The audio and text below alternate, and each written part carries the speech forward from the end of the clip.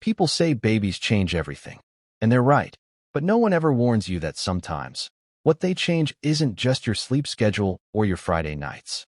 Sometimes they change the way you look at your wife, the way you see yourself in the mirror, the way you think about love and trust, and what it even means to build a life with someone.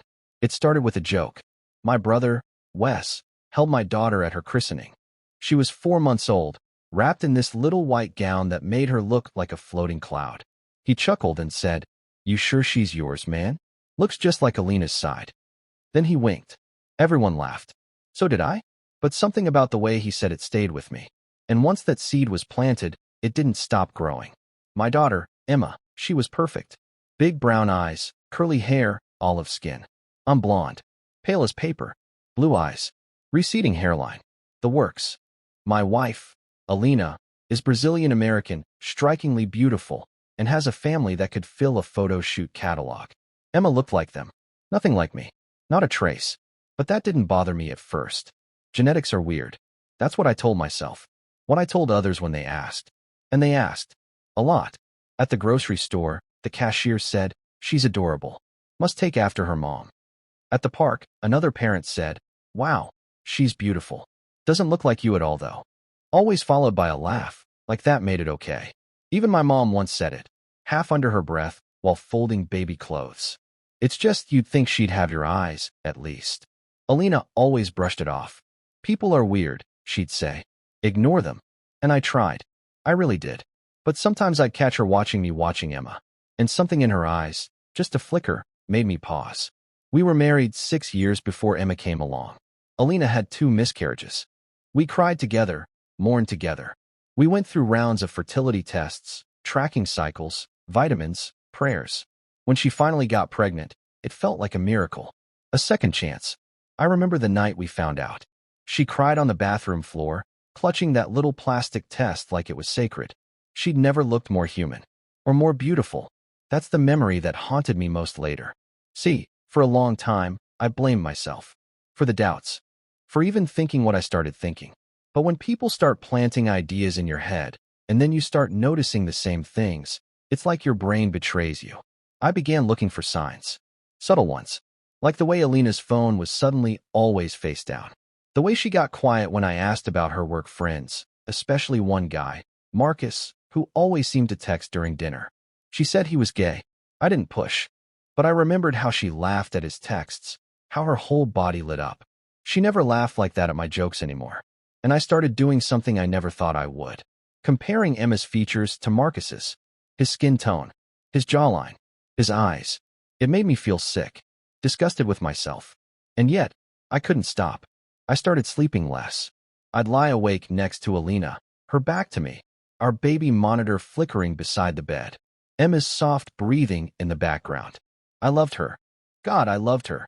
And that was the worst part. Because what do you do when the love of your life might be lying to you, and the child you've raised might not even be yours? Still, I said nothing. Until the night I finally cracked. It was 2 in the morning. Emma had been crying for hours, teething. Alina was exhausted, and so was I. She handed me the baby bottle and snapped. "Can you do something for once?" That tone, sharp, dismissive, cold, it hit me harder than the words. I looked at her, really looked at her, and said, "Do you ever think Emma looks nothing like me?" The room went dead silent. She blinked, just once, then said, flatly, "Are you serious?" I nodded. I wasn't accusing. I wasn't yelling. I was just tired. She crossed her arms. "You want to do a paternity test?" "I don't want to. But I need to. For my own sanity." She laughed. But it wasn't her real laugh. It was cold. "Fine. You want to ruin our family over stupid comments from strangers? Go ahead." She stormed out of the room. I stood there, holding Emma, who had finally fallen asleep on my shoulder, completely unaware that everything beneath her was starting to fracture. I wish I could say I changed my mind, that I let it go. But something had already shifted. A few days later, I bought a home DNA kit. I waited until Alina left to visit her mother one weekend. I swabbed Emma's cheek while she giggled in her high chair. I felt like a criminal. And then I mailed it in. I spent the next 10 days in a fog. Every moment with Emma felt suspended between love and guilt. I still kissed her goodnight, still read her stories. But the thought lingered. What if, When the envelope finally arrived, I didn't open it right away. I sat on the porch for over an hour, holding it. My hands wouldn't stop shaking. Then I took a breath and tore it open. I read the result once, then again, then a third time, and I knew nothing, absolutely nothing, could ever go back to the way it was. She wasn't mine.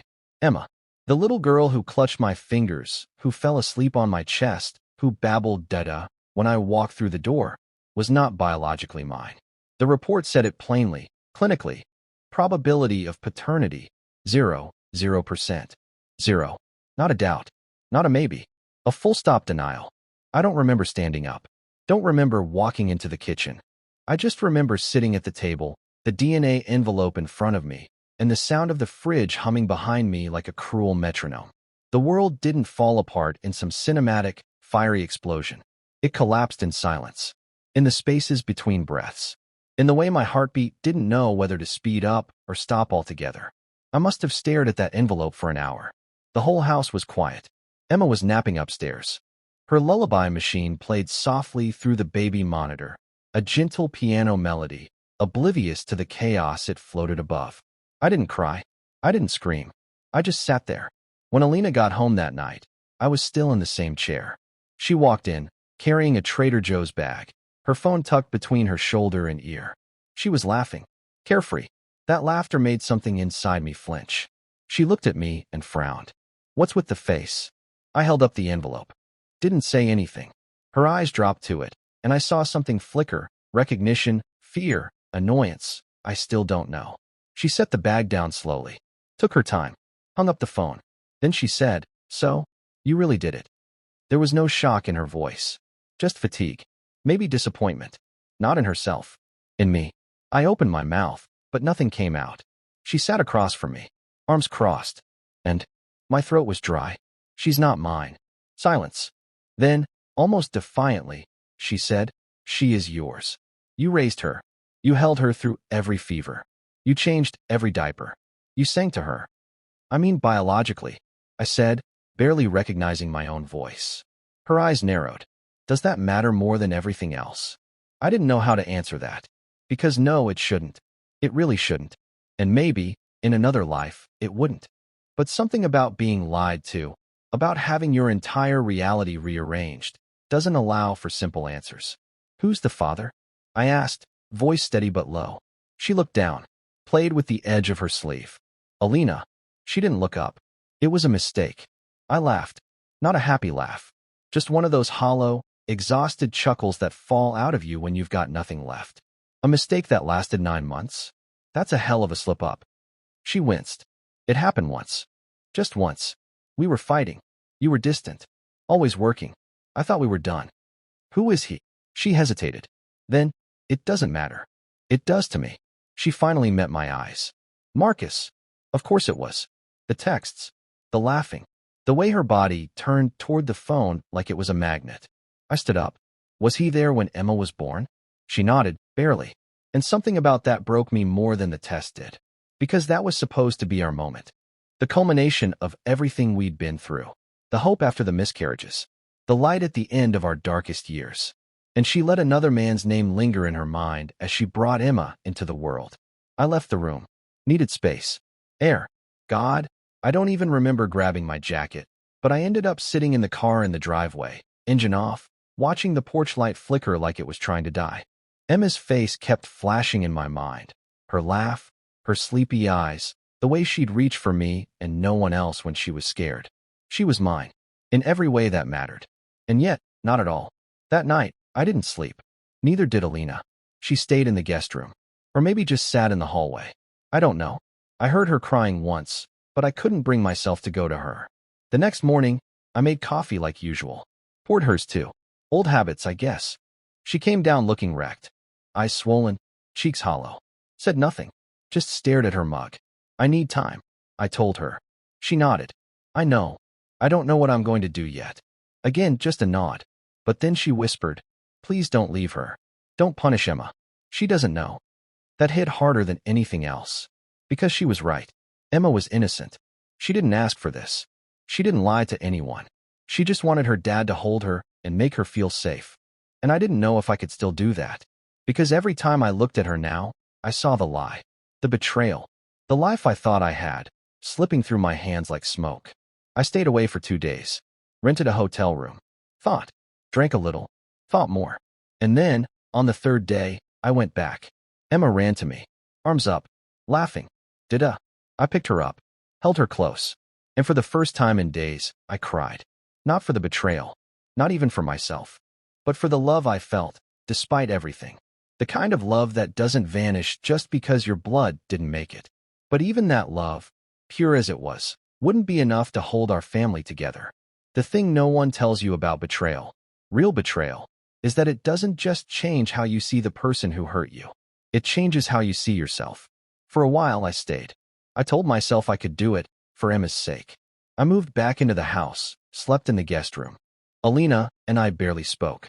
We passed each other in the halls like ghosts. Smiled for Emma's sake. Tried to hold the illusion together long enough to keep the floor beneath her from cracking. But it was already cracking. The nights were the worst. I'd hear Emma cry on the baby monitor and go to her before Alina could. I'd rock her, whisper stories into her hair, hold her long after she'd fallen back asleep. Sometimes I'd fall asleep in the glider with her on my chest, just so I wouldn't have to face the empty bed waiting downstairs. Every now and then, Alina would hover at the door, watching us. Once, I caught her crying. She didn't think I saw, but I did, and it didn't move me the way it used to. See, I think forgiveness is possible. I do, but it has to be earned. It has to come with change. And Alina, she never really changed. She apologized, yes, over and over, but she never confessed. I never got the full truth, just fragments, half admissions, evasive answers. When I pressed for details, how long, how serious, what promises were made, she'd get defensive. Why do you need to know that? Isn't it enough that I chose you? But that's the thing. I don't think she did. Not really. Eventually, I hired a lawyer. Quietly. I wasn't angry. I wasn't trying to destroy her. I just couldn't keep living like that. And I couldn't lie to Emma by pretending her parents still loved each other when we barely even spoke. The day I told Alina I was filing, she went pale. Not angry. Not shocked. Just small. She nodded slowly. You're still going to be in Emma's life? As long as she'll have me, I said. Always.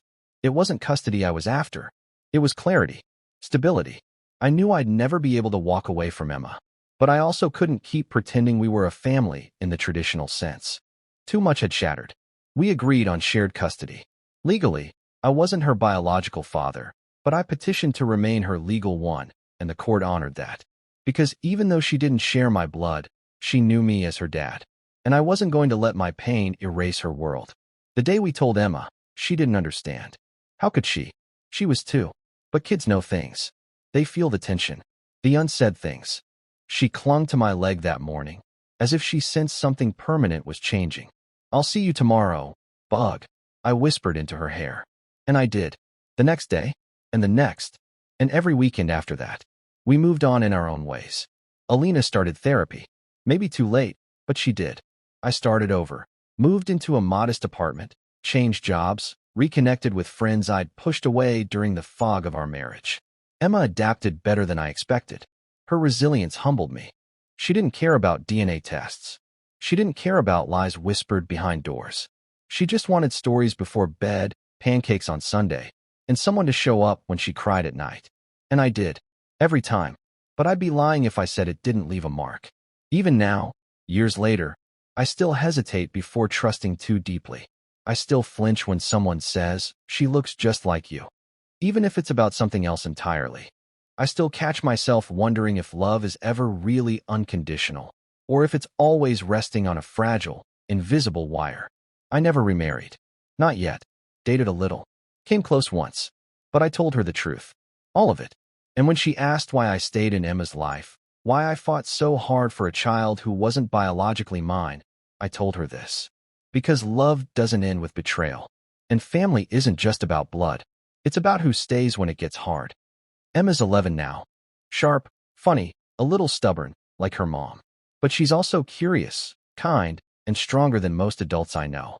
Last month, she asked about the DNA test. She'd heard something, kids at school talking. Somehow it got out. I sat her down, told her everything. Gently, carefully. She didn't cry. She just asked, So you're not my real dad? I took her hand. I may not be your biological dad, but I'm your real dad. I always have been. That's never changed. Not once. She looked at me for a long time, then climbed into my lap like she did when she was 3 and whispered, "Okay." That night, after she fell asleep on my couch, I watched her breathe for a long time, just like I used to when she was a baby. The truth had burned a hole through our lives. But in the ashes, something stronger remained. Not the perfect family, but a real one. And that, I think, is worth something. Maybe even everything.